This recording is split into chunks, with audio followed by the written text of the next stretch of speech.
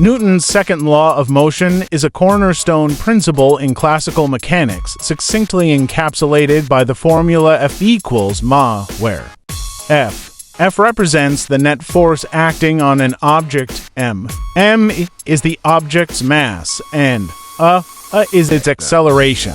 This law establishes a direct relationship between the force applied to an object and its resulting acceleration, emphasizing that the greater the force, the greater the acceleration for a given mass. Conversely, an object with greater mass requires a proportionally larger force to achieve the same acceleration. This relationship forms the basis for understanding how objects move and interact under the influence of forces. One of the key insights from this law is that it accounts for the vector nature of force and acceleration. Both force and acceleration have magnitude and direction, meaning that the application of force not only determines how fast an object moves, but also in which direction it accelerates. Newton's second law thus serves as a quantitative measure of motion, enabling scientists to predict the behavior of objects when forces are applied. For instance, it is used to calculate how a car accelerates when the engine exerts a specific force or how a spacecraft moves when thrust is applied.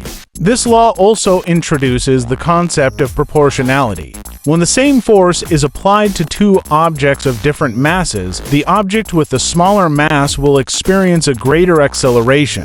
This principle is evident in everyday life. A lightweight object, like a tennis ball, accelerates more quickly than a heavier object like a bowling ball when subjected to the same force. This proportionality underscores why understanding an object's mass is critical when predicting how it will respond to external forces. Newton's second law has profound implications for engineering and technology. It provides the framework for designing machines, vehicles, and systems that rely on controlled forces to achieve desired motion.